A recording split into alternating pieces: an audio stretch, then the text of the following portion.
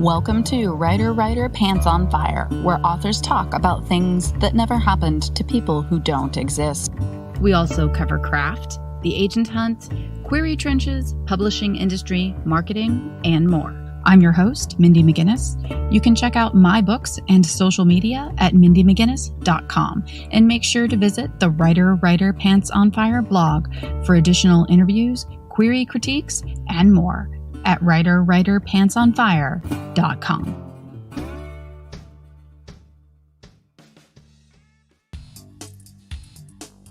Hey writers, do you have big dreams but a small budget?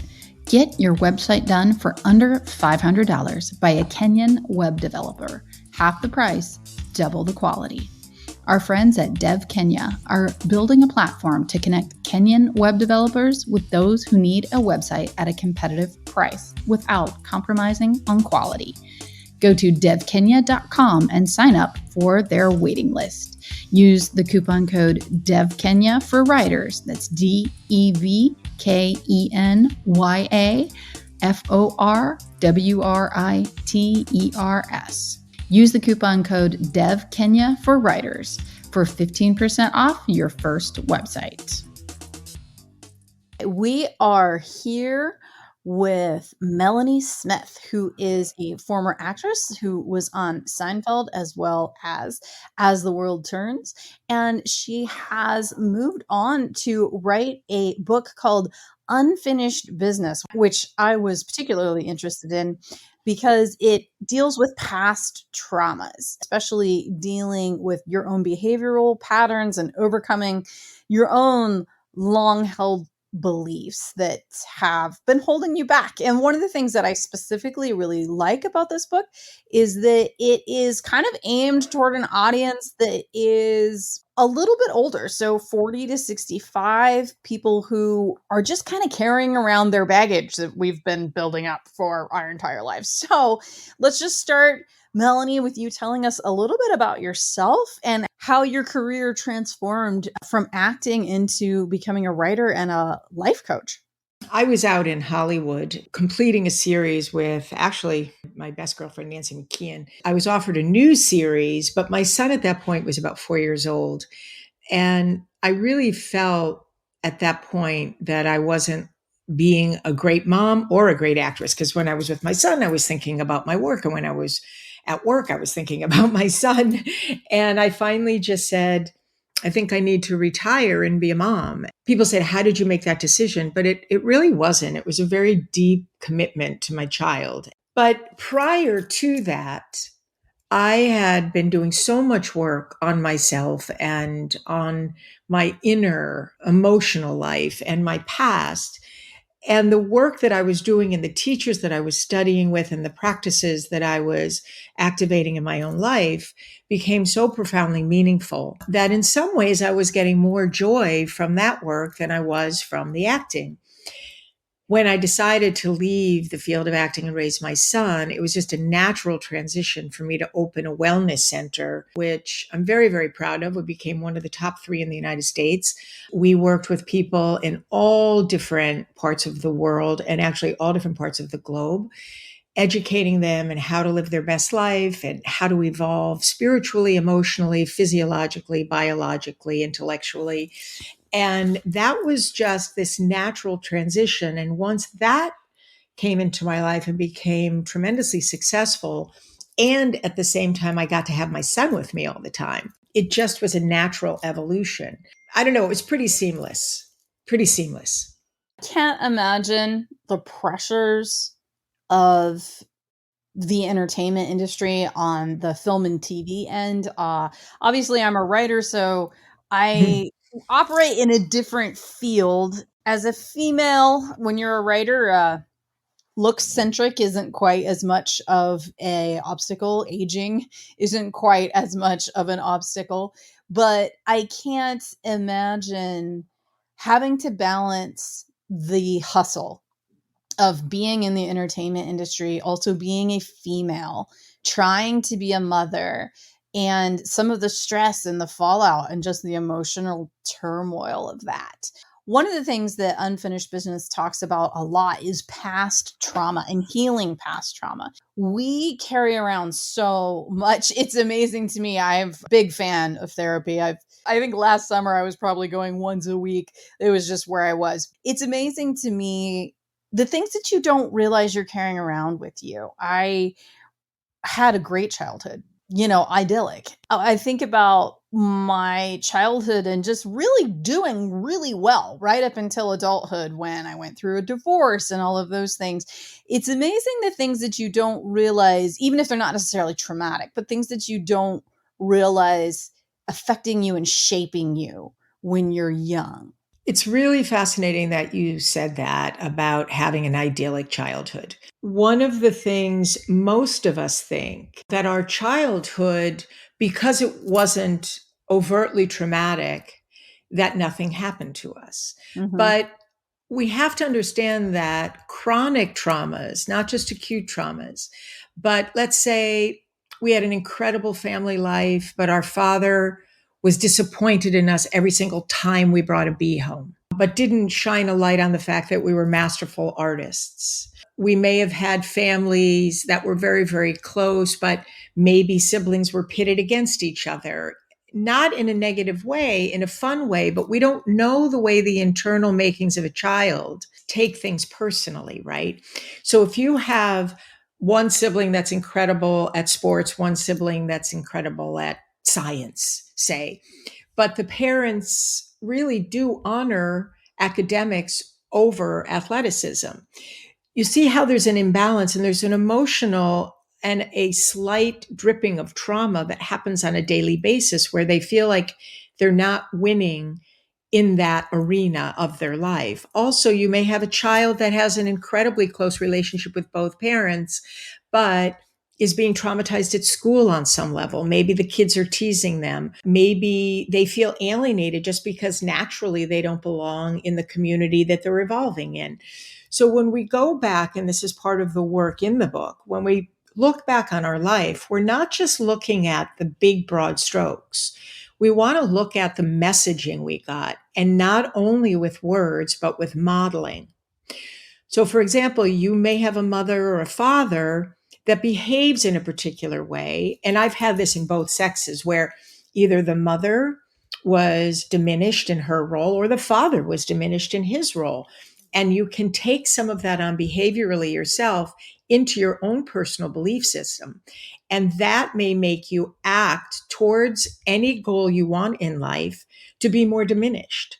So we want to investigate everything that's occurred in our childhood. That's why we look at it all and we take full inventory of our life.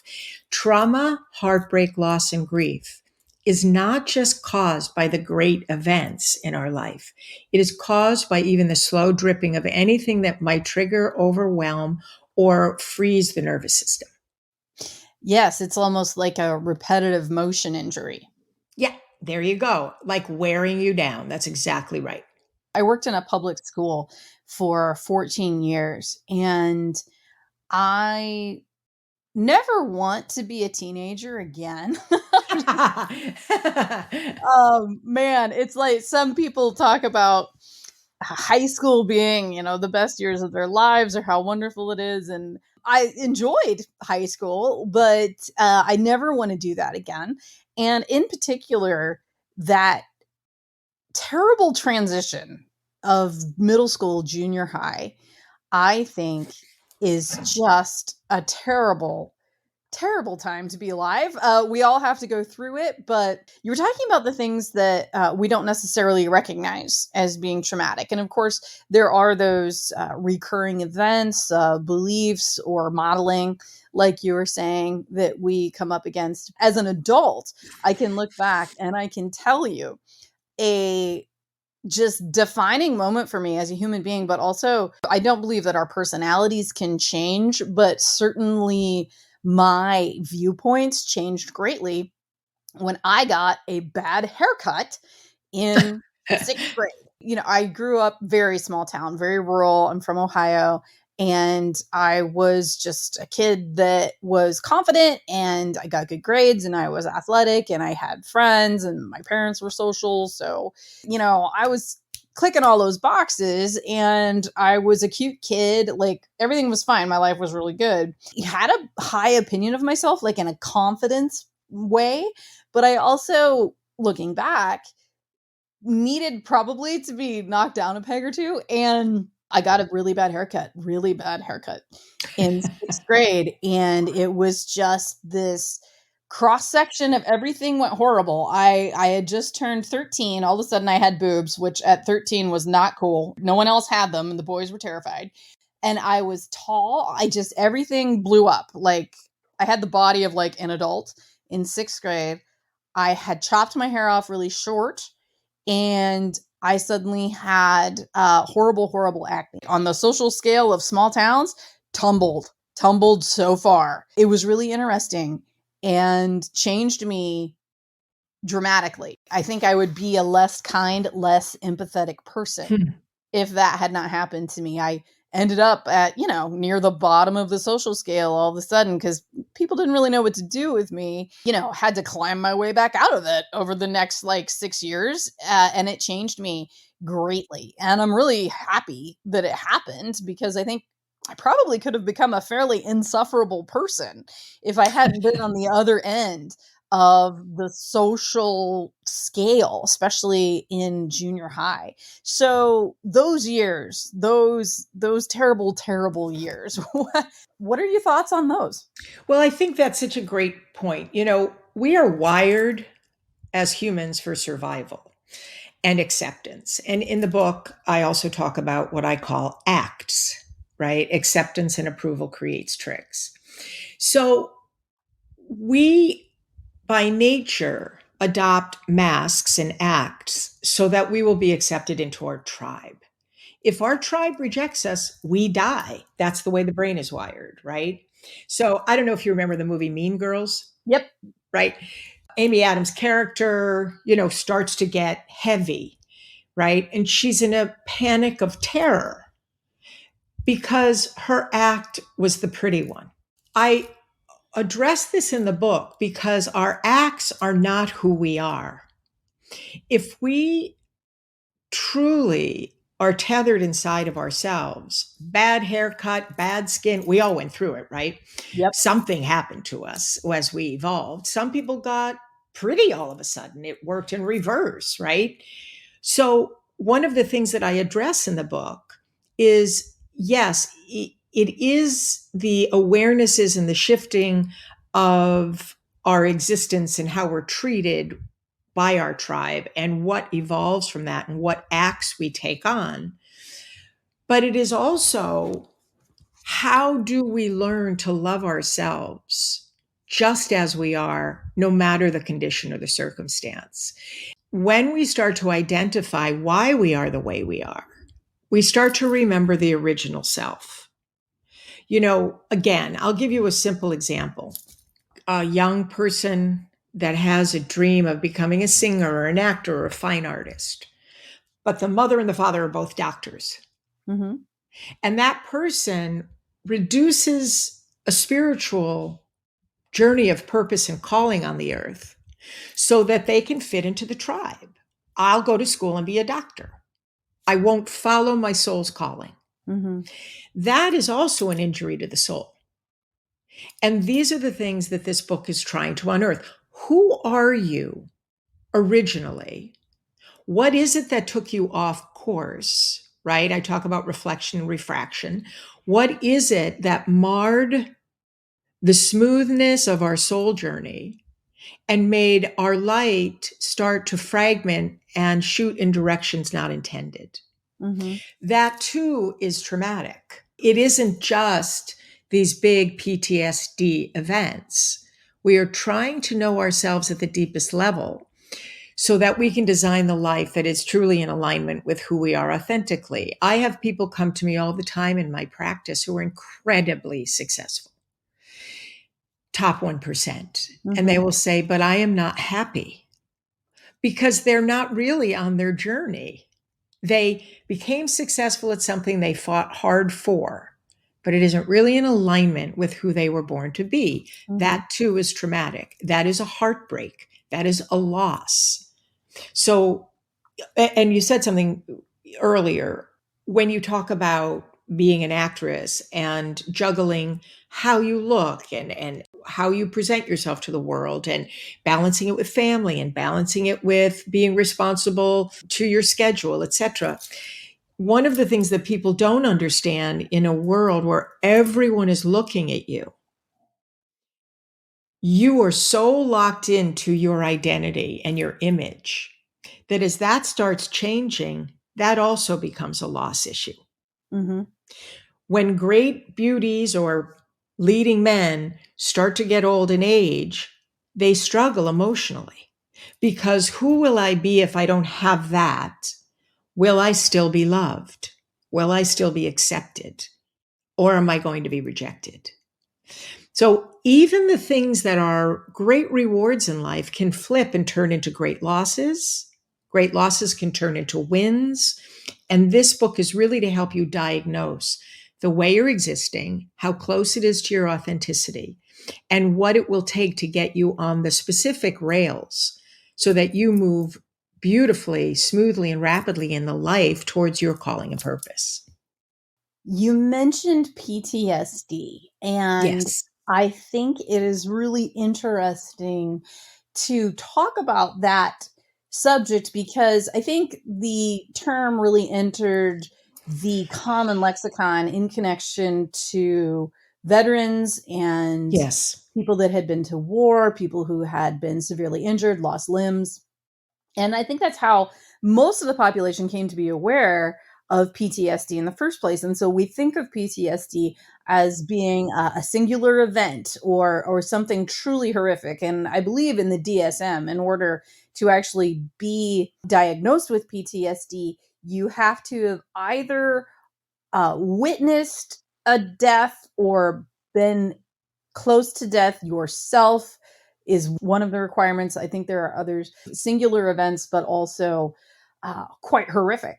They're pretty gruesome. They are, absolutely. And because that is the general familiarity with PTSD, I think people that suffer in similar ways don't even recognize their own trauma. So, one of the things that I have familiarized myself with lately is CPTSD, complex PTSD, which is not in the Yeah. DSM. So, it's not a recognized diagnosis. But would you like to talk a little bit about CPTSD and how a person can kind of give the weight that is due to their own traumas? Well, that's a really wonderful point because now what's happening in the world of trauma study is we are looking at different forms of trauma. So I don't know if you've heard, there's the big T trauma, right? Mm-hmm. Mm-hmm. And then there's the small T trauma. And then there's complex trauma, right?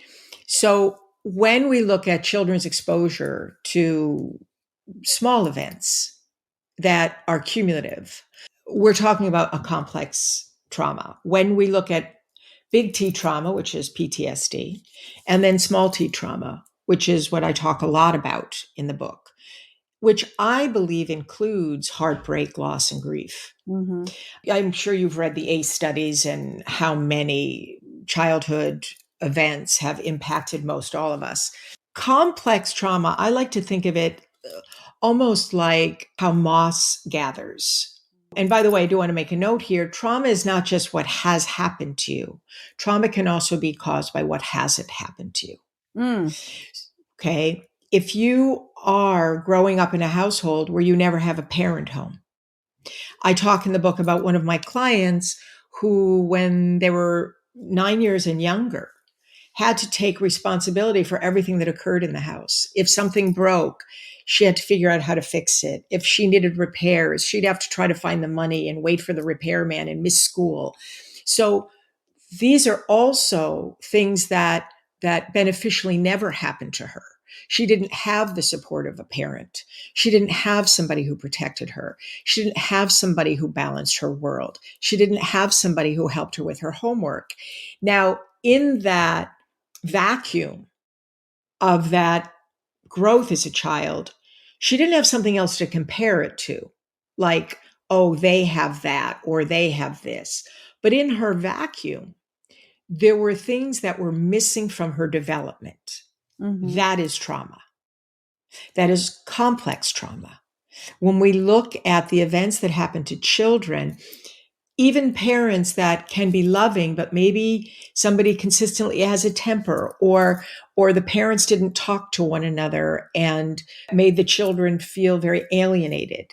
So these are all things that can add to complex trauma, and we don't look at them as trauma the way we used to. That's why the new definition of trauma and the new definitions of trauma and the leading experts on trauma now that really investigate the population. They're not just making a top-down diagnosis. They evaluate the population. They are in the ecosystem. They are starting to recognize that what we see from trauma is people who are traumatized imprint their past in the moment. Mm. So if you are in your present moment, and I like to use this as an example, you're in the middle of a discussion with your spouse, and all of a sudden you set yourself on fire, you're so upset, and you storm out of the room. You're not walking out on your spouse, you're walking out on your past. Mhm. You don't want to feel the way you felt in the state of overwhelm. So you leave the situation. In the book, I talk about when that, what I call charge rises, and you have hot thoughts and your energy system is going crazy. Instead of just storming out and keeping yourself heated, you sit with it and you wonder, what am I feeling? What is below the surface here? What do I believe about myself, about the situation? What am I afraid of happening here? What have I lost control of here? And as you start using the symptoms of the wounding, because by the way, trauma is the Greek word for wound. When you examine the wounding, you then can examine what it will take to heal. When you just storm out and just sort of wait for it to pass, or hold on to the anger as a sense of power, or hold on to the pain as a flag of identity, you want to figure out what was the origin. And what am I really afraid of? Am I afraid of death? Am I afraid of shame? Am I afraid of abandonment? You have to get down deep into the internal knowledge that your body holds. Mhm. It's there. So when we think about complex, it's a lot more complicated than, in a way, not in remedying it, but in identifying it. If you saw somebody shot in front of you, you know what happened. Mhm. But if every day you came home and your mother forced you to look you in her eyes, or your father forced you to direct him in a certain way and behave a certain way, those are chronic small t traumas. They are. And you mentioned having a reaction, like if you're fighting with a spouse and all of a sudden you become overwhelmed and you either blow up or storm out. Trauma reactions are very interesting. I am a person who has just always been told that I have a bad temper. And I mean, I'll own it, I do. But I've always been told that I have a bad temper. I wouldn't say that I fulfill it then because it was said to me, but I definitely do have a temper and I can react with anger to things. But something that I came to recognize as an adult was that it wasn't necessarily a personality trait. It was often a trauma reaction. That's So right. we talk about fight or flight, and recently I've been seeing people add freeze to that, which I'm thankful for because that is And also. there's also fawn, by the way. Yes, and fawning, absolutely. If you could talk a little bit about those four trauma reactions, I think that would be wonderful because I think a lot of us probably have those little triggers that set us off, and we may have identified it as a negative personality trait when it's actually a trauma reaction. It is. And so the difference between those four, most people have heard of fight or flight. I mean, that's in our language for quite a long time. You know, fight is when you aggressively move towards what is occurring. Flight is when you run away from it, right? Those are pretty basic. Freeze is when your system actually shuts down. It paralyzes itself. That is the reaction. It is a very clever reaction, right, by our mind and our nervous system to protect us. And then there's fawn, which is almost a blacking out. We collapse into the self. We actually drop fully, whether it's an emotional or physiological reaction. Now, one of the things that's so incredible about the new wisdom on this, which was pioneered really by Dr. Peter Levine, one of my first teachers, and then really brought to the forefront even more boldly by another one of my teachers, Bessel van der Kolk. Body Keeps the Score is his book, and it's quite brilliant. But one of the things that we understand now is when we freeze or when we fawn, that energy gets frozen in the body. That energy becomes an imprint in our body. And so when it is reactivated in the moment, we actually go back to the past. Our body relives what happened. Now, what's interesting about it is our body doesn't remember what happened. A tiger comes towards you and you freeze, and that gets frozen. The next time something happens to you, you don't think, oh, I'm thinking that's from the tiger that came at me a long time ago. Your body doesn't remember, it just reacts. One of the stories I love that's so beautiful by the Buddha is he talks about the first arrow and the second arrow, and how the second arrow is far more painful than the first arrow. Life is filled with first arrows. The second arrow is how we react to any future arrows that come toward us.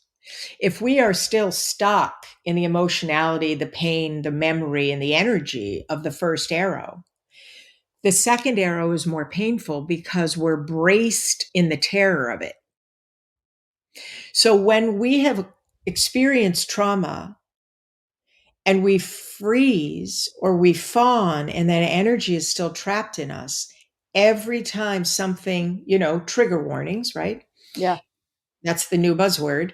Every time we're triggered, that is the past that is imprinted in the present. You know that you have trauma there. And the key to healing from it is not avoiding life, it's releasing the energy that is trapped in the body. And Peter Levine started studying animals to understand, why is it that they're traumatized all the time and they show no trauma in their future endeavors? Well, that's because they complete the energy. As humans, we don't. Mm-hmm. That's the key, is starting to understand where the problem is to begin with. I always say to my clients, I won't say what's the problem, I'll say what's the pain, because it does start with pain. And by the way, pretty good idea to try to avoid pain, right? You're not a dummy. It's actually really smart.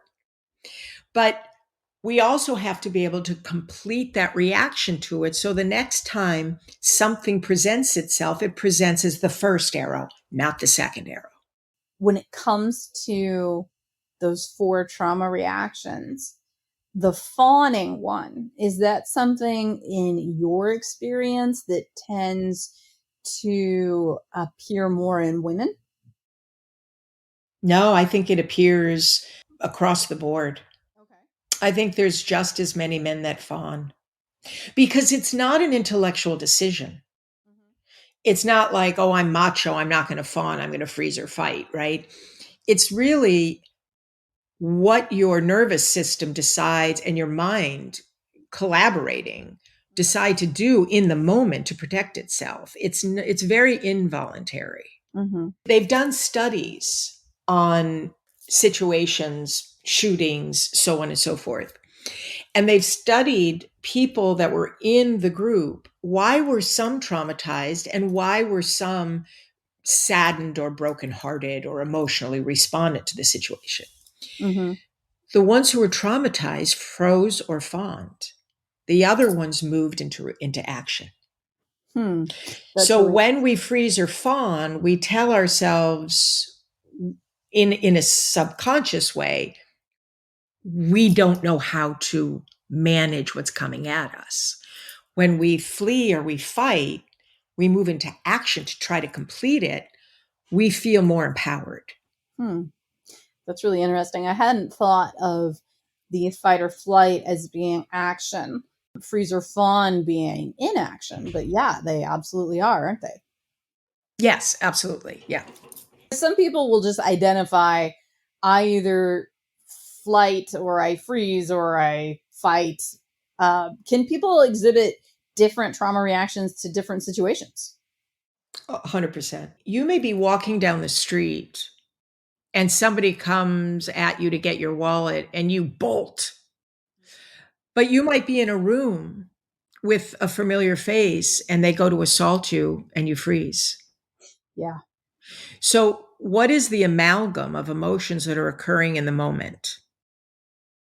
If you are on high alert, right now I'm in my house in Naples and, there's alligators here.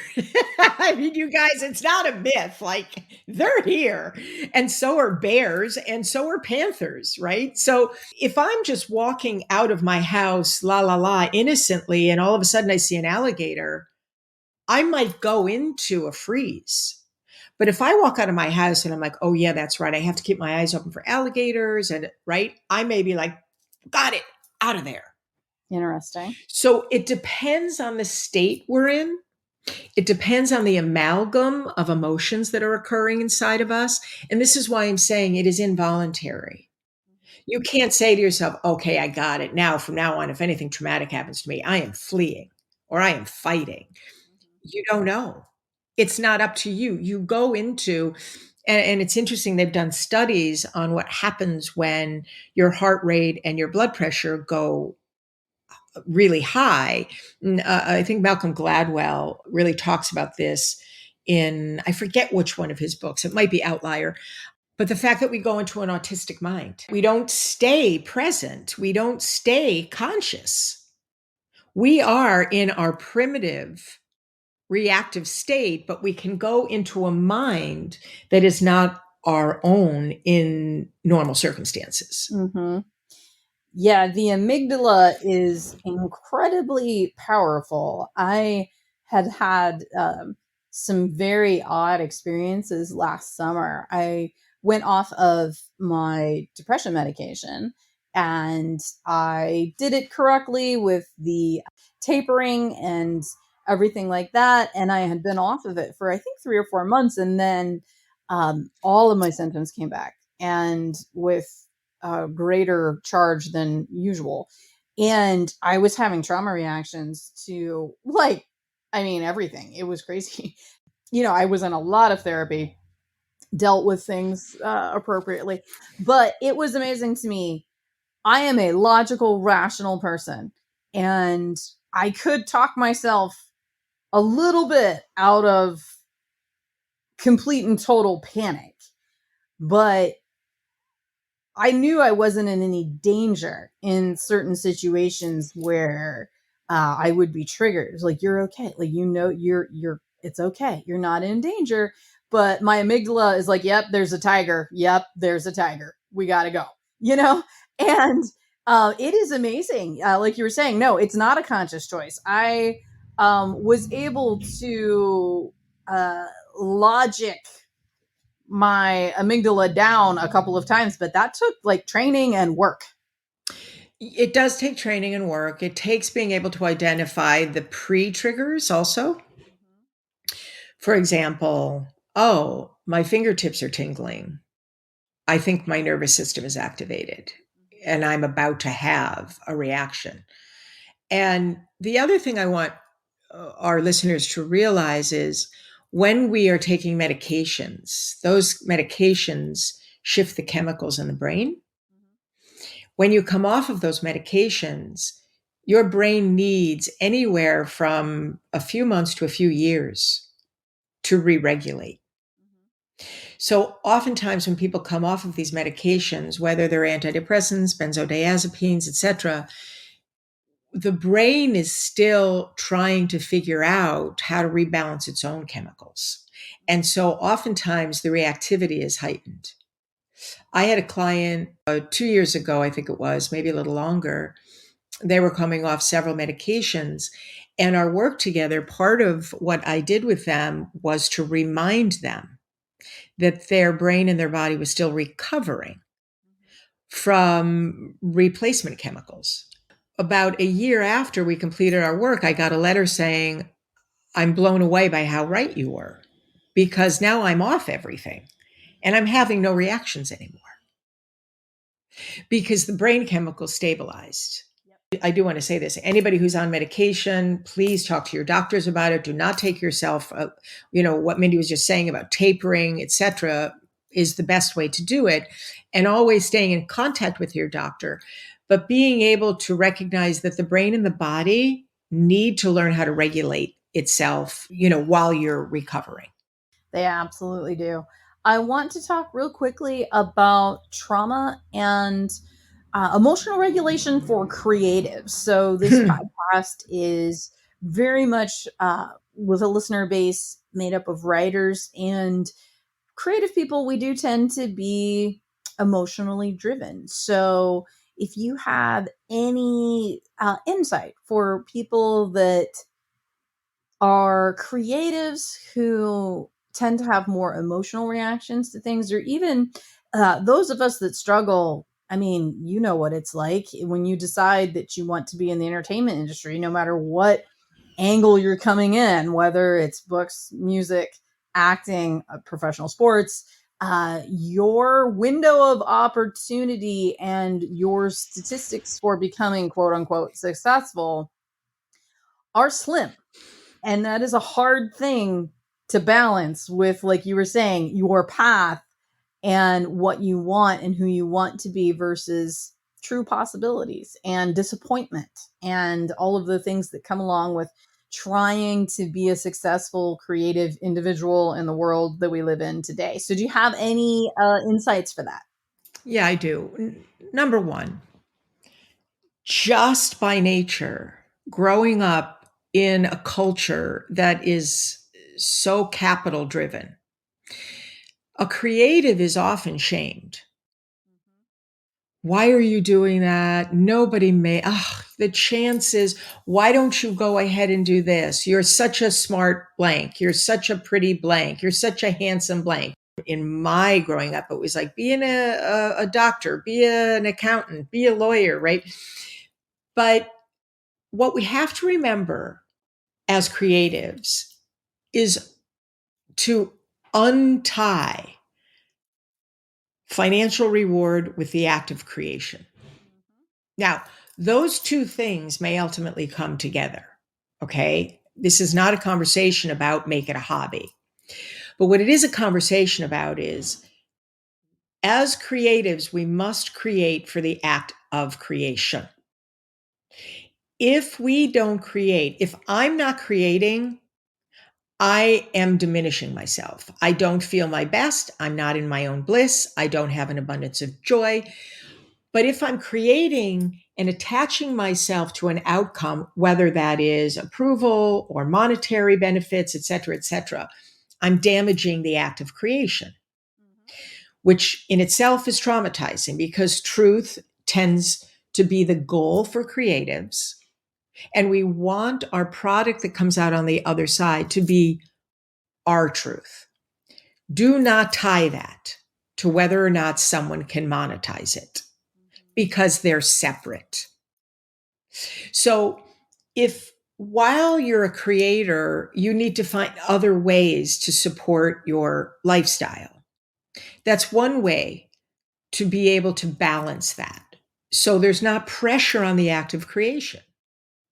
I wrote this book because I knew it needed to be written, even if I never got a publisher, right? I would use it in my practice. I use this work in my practice when I work with people every day. And I work with creatives all the time. I have literally had doctors, CEOs, teachers, on and on, college professors come to me and move into the second act of their lives because they always wanted to be an actor or an actress or a singer, etc., right? Yeah. So this work actually has taken creatives to the next level and gotten broken through barriers and walls and fears and beliefs and behaviors, so that you'll find that when the spirit is free and it doesn't believe anything some culture tells it as rules of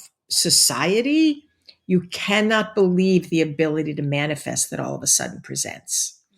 So, what I will say, in our society, the creative is always being traumatized. Look what's happening right now with the writer's strike and the actor's strike. Yep. These people have trained their whole lives for this artistry, and now the world of venture capitalists and finance, etc., are going, nope, we want to take all the money. So we're actually going to try to reduce your role in what it is that we make and give you no credit for it. Again, shame. You've got to keep creating.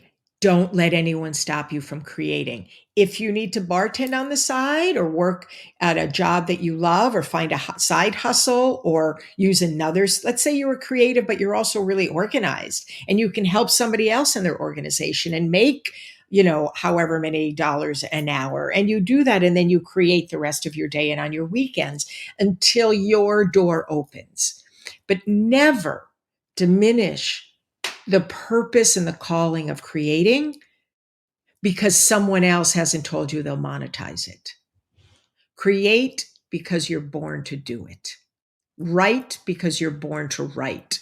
Tell your truth because you have a truth to tell. Someone has to hear it. And if you do it wholeheartedly and you become great at your craft, something on the other side will happen that will lift it up. That's wonderful. I think that a lot of people need to hear that. I know as someone that struggled for 10 years to get published, and I wrote 4 novels that totally failed, never got representation or anything like that.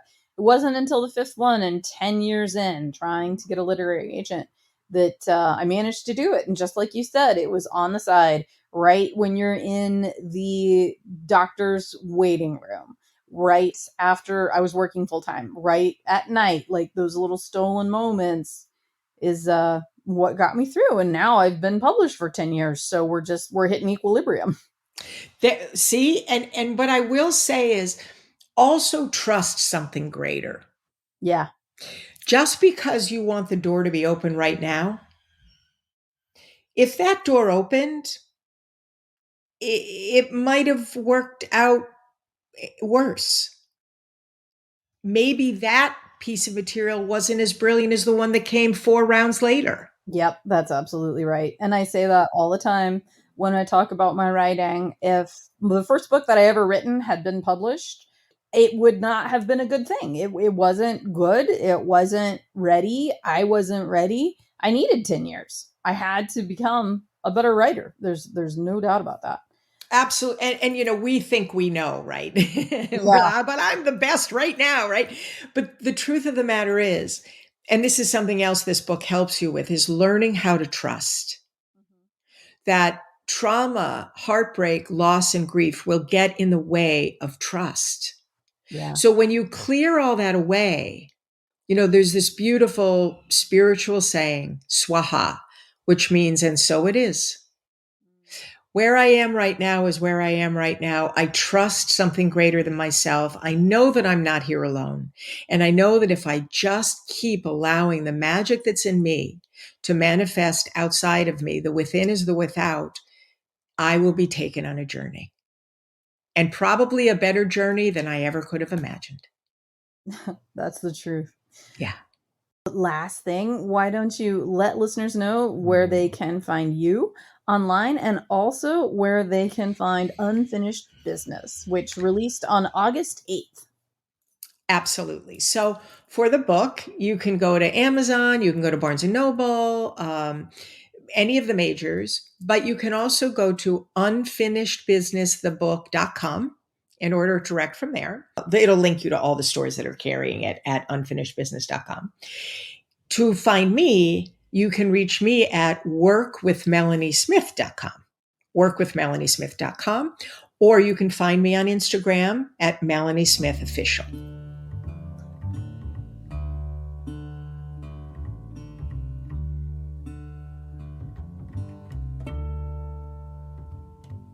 Writer, Pants on Fire is produced by Mindy McGinnis. Music by Jack Corbel. Don't forget to check out the blog for additional interviews, writing advice, and publication tips at writerpantsonfire.com. If the blog or podcast have been helpful to you, or if you just enjoy listening, please consider donating. Visit writerpantsonfire.com and click Support the Blog and Podcast in the sidebar.